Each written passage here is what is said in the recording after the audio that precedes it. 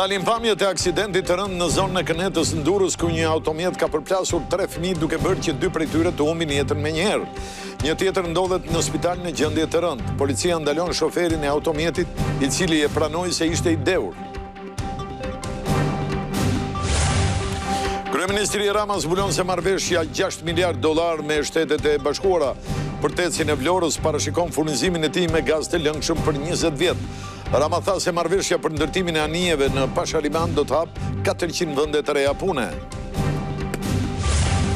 Kryedemokrati Sali Berisha i cilëson fantazi dhe mashtrime deklaratat e kryeministrit Rama se Shqipëria do ndërtojë anije luftarake. Sipas tij, ato janë të njëjta me ato që samiti i NATO-s do të mbahet në Tiranë dhe se siguria do të garantohet nga dronët Made in Albania. Një raport i fundit i Instat zbuloi se në vitin 2025 vepra penale për ndjekjes shënoi një rritje me afro 70% krahasuar me një vit më parë. Për ekspertët, ky lloj krimi buron nga rrjetet sociale ku viktimat më shpesh janë gratë e vajzat. Teherani bëri të ditur se Washingtoni i ka kthyer përgjigje zyrtarisht planit prej 14 pikash për dhënien fund të luftës dhe se po i shqyrtojnë, ndërsa mediat bëjnë të ditur se Trump ka deklaruar se propozimi i ri i Iranit është i papranueshëm.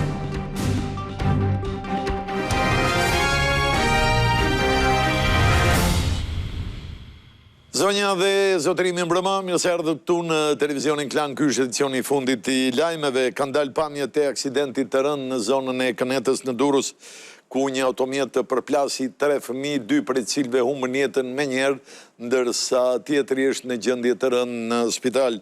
Sa kaq në polici, ai që drejtonte automjetin ka pranuar se ka qenë i dehur. Ky është momenti kur 57 vjeçari Nikol Radaçi përplas me makinën e tij Tifori Strat 3 fëmijë të moshës 10 vjeç në lagjen 15 të qytetit të Durrësit. 2 nga të miturit humbën jetën në vend, ndërsa një tjetër ndodhet në gjendje kritike në spitalin e traumës. Video e kamerave të sigurisë i përket një biznesi fare pranve ngjarjes ku 3 të miturit po luanin me top me njëri tjetrin në trotuar. Nga përplasja e fortë ata përfundojnë poshtë gomave të Foristratos në ngjyrë të bardhë, e cila ndalet vetëm pas goditjes së një tjetër mjeti të parkuar. Pas këtij momenti në pamje shihet shoferi 57 vjeçar, teksa del nga makina duke u lëritur pasi kupton se çfarë ka bërë. Të njëjtin reagim kanë edhe banorët e zonës pranë vendit ku ndodhi aksidenti, të cilët mes britmave afrohen t'u japin ndihmë fëmijëve. Ndërsa kjo është një tjetër pamje e momentit të aksidentit e fiksuar nga kamerat e brendshme të një lokali ku duket përplasja e fortë. Të shtyr nga kurioziteti, të rinj që ndodhen brenda barkafes dalin për të parë se çfarë ka ndodhur. Shoferi i makinës, 57 vjeçari Nikol Radaçi, është shoqëruar nga policia. Në deklaratën e dhënë në polici, Radaçi ka pranuar se ka konsumuar alkool para ngjarjes. Më vrisni, nuk meritoj të jetoj. Dua të vras veten. Jam i tronditur, nuk mbaj mend asgjë. Mora në qafë fëmijët. Isha në gjendje të dehur. Ngjarja e rëndë ka tronditur banorët e zonës, të cilët në reagimet e tyre shprehen të tmerruar nga kjo fatkeqësi. Në ngjarje e rëndë ku të vejmë? Ka një ngjarje më të rëndë që vikin poshtë. Fëmijët e vet kanë. Çfarë jetese do bëjmë ai që i aksidentovi të dy? Çfarë jetese? Mësohet se mes 3 fëmijëve të aksidentuar ka qenë edhe një tjetër bashkëmoshatar i tyre, i cili për fat ka shpëtuar pa u prekur nga makina që goditi shokët e tij. Kryeministri Edi Rama ka reaguar për aksidentin e ndodhur në Durrës duke e cilësuar si një tragjedi të pangushtullueshme atë të humbjes së 2 fëmijëve. Zoti bekoft të 2 shpirtrat e vegjël, u dhënë forcën e jashtëzakonshme prindërve për t'i mbijetuar dhimbjes së madhe, ndërkohë që bashkohem në lutjet për shërimin e fëmijës në spital, shkruan Rama në rrjetet sociale. Edhe presidenti i Republikës Bajram Bega i shprehet se është thellësisht i tronditur për aksidentin e tmerrshëm në Durrës. Kreu i shtetit kërkon që institucionet përgjegjëse të marrin masa për rritjen e sigurisë në qarkullim, të bëjnë një tim shtërues për ngjarjen dhe qytetarët të rrisin përgjegjshmërinë për zbatimin e ligjit. Ndërkohë që 3 persona u plagosën si pasojë e një aksidenti tjetër të ndodhur në rrugën Elbasan në Peqin pranë fshatit Pajov. Policia bën të ditur se një mjeti i tonazhit të rënd u përplas me një tjetër automjet duke shkaktuar lëndimin e 3 shtetasve. Ata u dërguan menjëherë për trajtim mjekësor në spital dhe ndodhen jashtë rrezikut për jetën.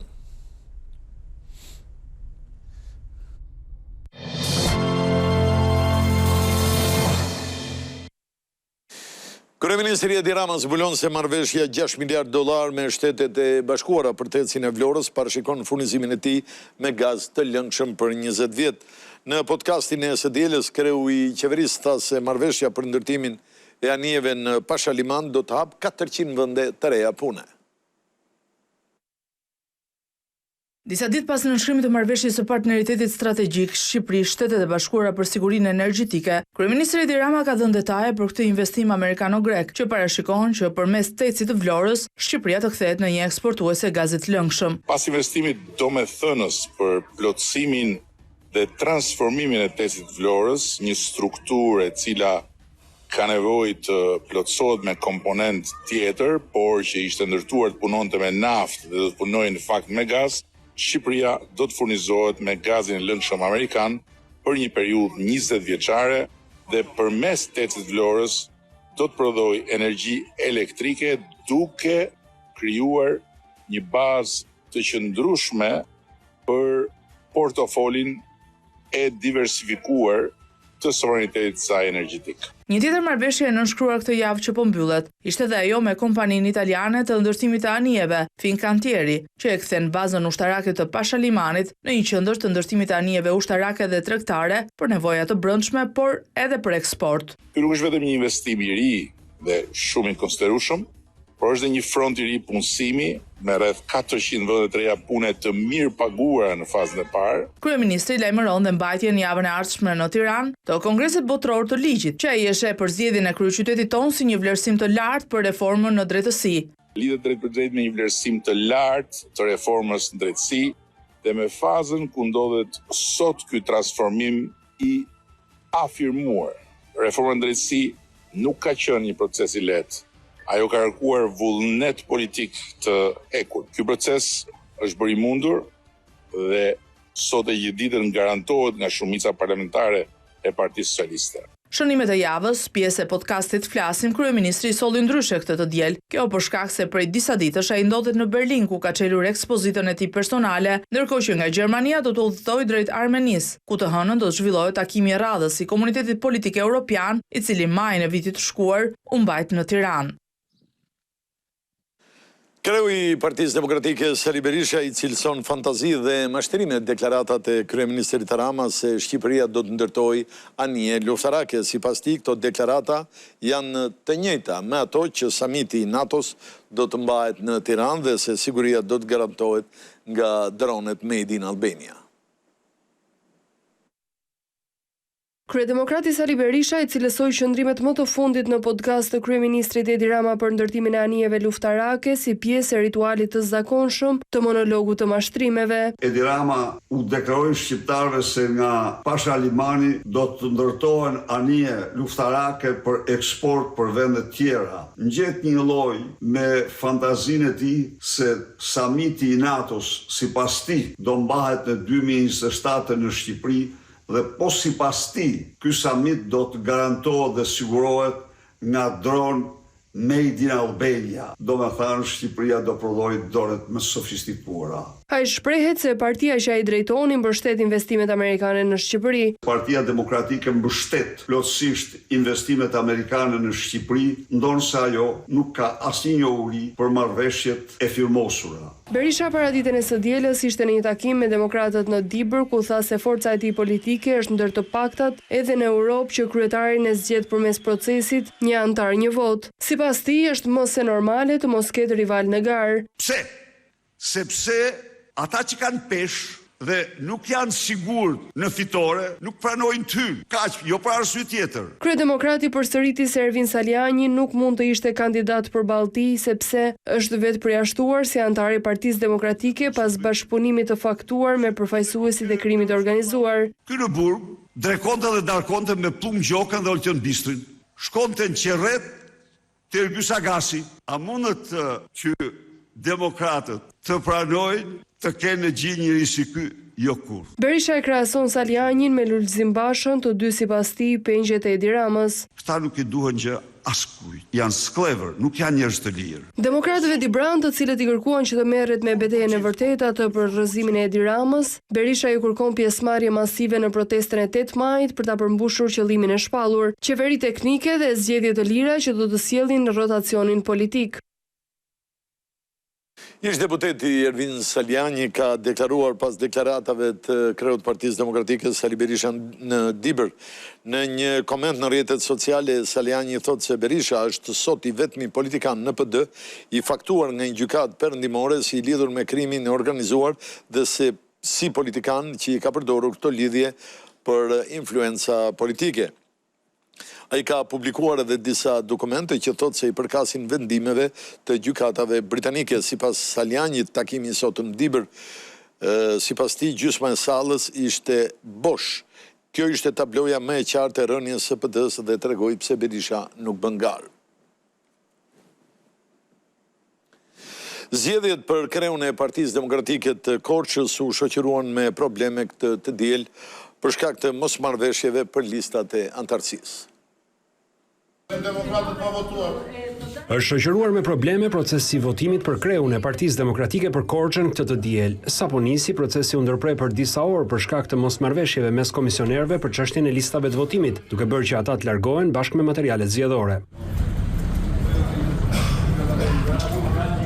Drejtuesi politik i Demokratëve për Korçën, Ivi Kaso, tha se kishte pasur tentativa për të votuar nga persona që nuk rezultonin në listat e antarësisë. Kanë tentuar të votojnë persona të cilët nuk rezultojnë në listat e antarësisë, cilat janë listat konfirmuara, me të cilat është votuar në procesin e fundit zgjedhor në Korçë për zgjedhjen e kryetarit, si dhe nuk paraqesin dokument antarësie, ashtu siç kërkon rregullorja e procesit të votimit e miratuar nga KOKOE. Por edhe pas rifillimit, procesi u ndërpres sërish për shkak të debatave. Kjo bëri që të merret vendimi që zgjedhjet të shtyhen për një datë tjetër. Në garë për kreun e Partisë Demokratike të Korçës janë Harito Zoto dhe Irvin Bode.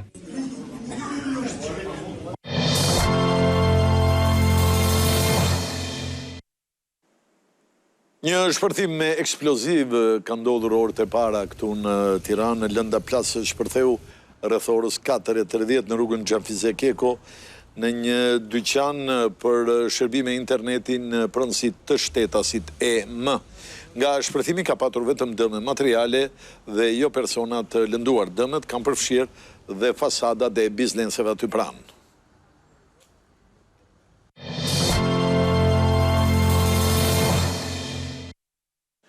Në vitin 2025, vepra penale e përndjekjes ka shënuar një rritje me afro 70% krahasuar me një vit më parë. Për ekspertët, ky lloj krimi buron nga rrjetet sociale.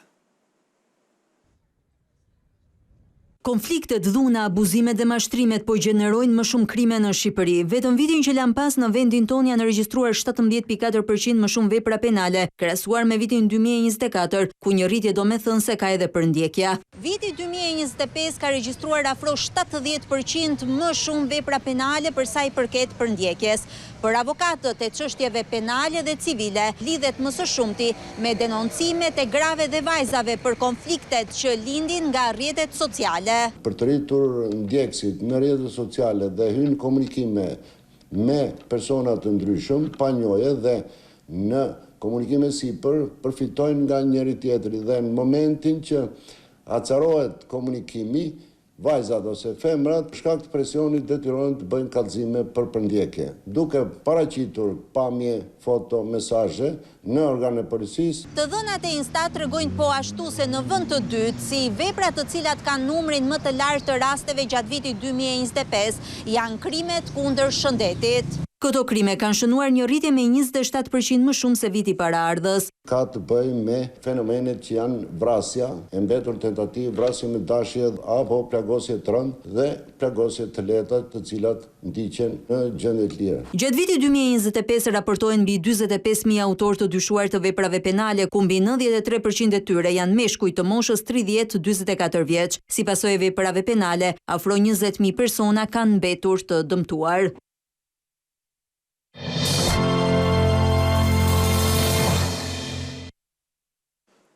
Mesi i muajit maj shënon dhe nisjen e sezonit të mbritjes së charterave me turistë huaj. Fluturimet me charter me të huajt që kanë destinacion Bregdetin shqiptar nisin në mesin e muajit maj. Gjatë gjithë sezonit të verës pritet që të kryen rreth 2000 fluturime me charter, që sjellin në vend pushues me grupet organizuara. Fluturimin e parë kemi me datën 14 maj, vjen nga Polonia. Tregjet më besnike janë tregu polak, tregu çek, slovak, hungares, Evropa lindore qendrore, tregu gjerman, plus pastaj kemi tregu baltik, tregu nordik dhe 2-3 vite fund është bërë pothuajse ka ardhur në rritje edhe tregu Iberik, pra tregu spanjoll dhe portugez. Turizmi organizuar ka ardhur në rritje. Sipas kreut të Unionit Turistik Shqiptar, këtë sezon numri i rezervimeve në strukturat akomoduese në vend është më i lartë krahasuar me një vit më parë. Ka më shumë dhoma, kontraktura, rreth 20% më shumë krahasuar me një vit më parë. Po kjo ka ndodhur si pasojë e kërkesës që ka vendi ynë, i cili ka ardhur nga viti vit, ka në rritje, dhe normalisht kompania bën një plan bazuar mbi kërkesën dhe duke parë interesin, ajo kontrakton dhoma më shumë, që të angazhohet për t'i mbushur dhe i detyruar t'i mbushë. Por cilët janë faktorët që kanë ndikuar në rritjen e kësaj kategorie turistësh, krahasuar me vendet e rajonit? Ne kemi një favor pra ku përveç çmimi pak më të ulët, ofrojmë dhe kushte më të mira të hotele, pas hotelet tona në struktura të reja, dhe kjo ndoshta është edhe ajo që rrit kërkesën dhe interesin për të ardhur për të bërë pushimin në Shqipëri. Për tur operatorët, të huaj që zgjedhin të mbërrinë në vend në këtë formë të organizuar janë më cilësor, duke ndikuar në turizmin e qëndrueshëm dhe të kontrolluar.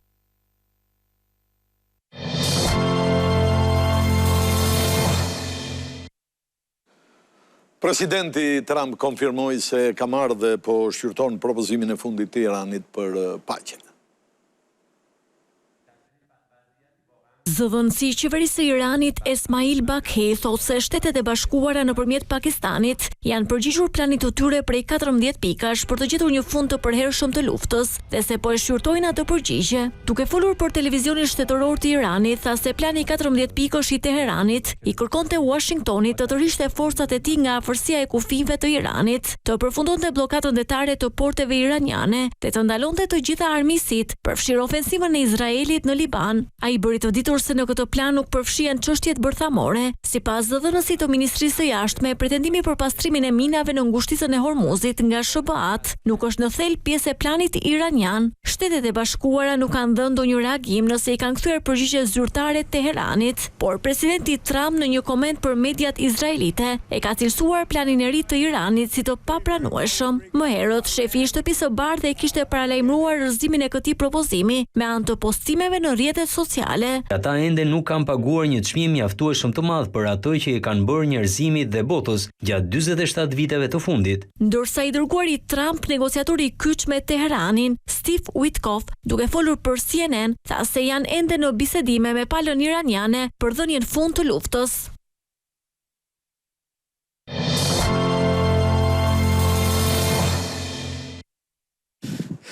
Mirë, flasim tani për Klan Explorer, i cili ka ndaluar në malin me gropa.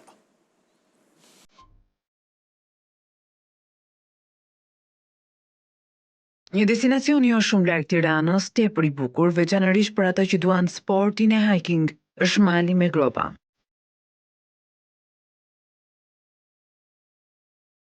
Ngjitja për në mali me gropa nis dhe nuk duhet shumë për të kuptuar që ky mal është i zhveshur nga pemët. Shtigjet janë të markuara për të lehtësuar orientimin për në majën e tij. Është një destinacion i cili në fakt është shumë popullor dhe aq më tepër është bërë gjatë viteve të fundit, ku të gjitha guidat e certifikuara e kanë pjesë të itinerareve të tyre. Guida Blerin Ceka në udhëheq rrugën. Ai ka vite që e ka promovuar këtë destinacion dhe po aq duke sjellë të paktën 2 herë në vit grupe të mëdha eksploruesish. Kudo që e hedh syt, kupton që ajo që mbizotron është bimësia e ulët. Edhe pse kemi hyrë në muajin e tretë të stinës së pranverës, ajo sapo ka nisur të trokasë këtu. Një pranverë vonë në lartësitë e tij. Ajo që ndihet në tokë është natyra që po riçel, ndërsa lart në qiell, zotë që kanë folenizuar dhe që e kanë shtëpinë e tyre këtë mal. Por gjatë rrugës zbulojmë që mali me gropa nuk është vetëm shtëpia e jetës së egër, gjatë verës është edhe shtëpia e kullotave që verojnë këtu. Stanet nisin të shfaqen pa hyrë në thellësitë e tij, dhe ajo që kupton këtu është që jeta ndryshon shpejt. Ky stan verë në shkuar ka qenë në përdorim, ndërsa tani është braktisur. kjo ideja që është afër Tiranës, sigur po themi nuk është një plus i madh. Nuk e di pse njerëzit e marrin kështu shumë lehtëshëm. Po është goxha impenjativ për të ngjit. Tani po, ka 10 vjet që promovohet nga gjithë Guida, ndoshta edhe më shumë. Historia e formimit gjeologjik të këtij mali ka nisur 145 milion deri në 252 milion vite më parë. I përket periudhës mesozoike, që është një kombinim i periudhës Jurasikut dhe Triasikut. Ekspozimi i sipërfaqe të madhe të këtij shkëmbi, në veprimin e reshjeve ka bërë të mundur krijimin e këtyre gropave. Nuk ka shtrirje tjetër në Europë me këtë sipërfaqe ku është kaq i dukshëm procesi karstik. Në këtë periudhën e Triasikut, zona ka qenë një det i cekët tropikal, krijuar pastaj gradualisht nga proceset e sedimentimit të shtresave karbonatike. Por formimet të tilla, karbonike gëlqërore, janë të shpeshta në territorin e vendit tonë. Kemi Alpet e Shqipërisë, malet e Alpeve. Sigurisht që nuk kemi sipërfaqe të tilla kaq të mëdha si mali me gropa horizontale. Burimet në toksore ujore të tij janë të shumta, saqë ky mal furnizon me ujë Tiranën. Mali me gropa është shtëpia e gjitarëve të mëdhenj. Pra ariu, ujku, kaprolli, dhia egër. Shqiponja e malit po ashtu është prezente në atë zonë, e pastaj kuptohet që këto shpendet më të vegjël si janë Çukapik, Sollanza e malit është shumë e pranishme. E jashtëzakonshme sipërfaqja e tij e tëra e mbuluar me gropa karstike, të cilat shkojnë në disa metra thellësi. Kjo periudhë është një nga më të favorshmet për realizimin e guidave në mali me gropa, i cili ka nisur të vishet me ngjyrën e tapetit të blertë. Në vitin 2022, sipërfaqja e tij bashkë me Bizën dhe Martaneshin u shpall park natyror me vendim të Këshillit të Ministrave. Ata që duan natyrën dhe ecjen mund të bëjnë disa itinerare këtu, një që shkon në majën e tij, ndërsa një tjetër që ecën përmes gropave. Dhe e bëm qëllimisht për të kaluar pikërisht nëpërmes këtyre gropave.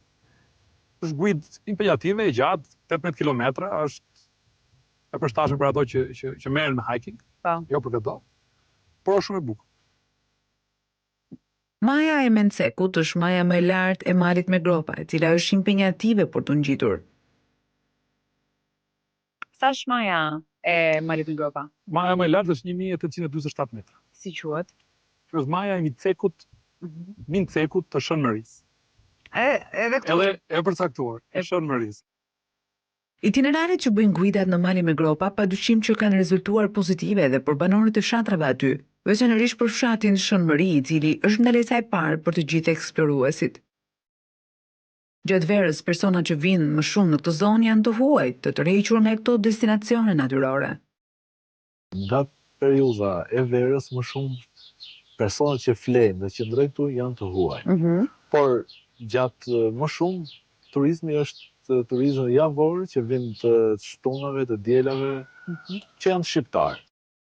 Po ajsa që është i njohur për natyrën e tij të veçantë dhe mbreslënës, emri i malit me gropa lidhet edhe me të kaluarën e regjimit komunist, përmes rrëfimeve që kanë ndezur pikpyetje nëse aty janë ngroposur viktima të regjimit diktatorial. Po përderisa ka një fjalët nuk është se dalin kot. Nga ana zyrtare asnjë dokument nuk është gjetur që të vërtetojë këtë narrativ. Nuk është se ekzistojnë shumë dokumenta zyrtare në raport me këto varrimet, ose ne nuk i kemi parë, në drejta, ndoshta janë diku. Megjithatë, kreu i Institutit të Komunizmit thotë se jo të gjithë dokumentet që lidhen me të shkuarën komuniste janë hapur. Por për Çela Hoxhën duhet bërë më shumë në këtë drejtim. Mali me gropa mbetet një nga destinacionet më popullore të Tiranës për turistët dhe vizitorët e aventurës. Aty ndihet jo vetëm madhështia e natyrës, por edhe gjurmët e jetës që pulsojnë, pareshtur. Ai është një destinacion ku kontrastet jetojnë mes bukurisë së egër dhe qetësisë së thellë që të çon ky destinacion.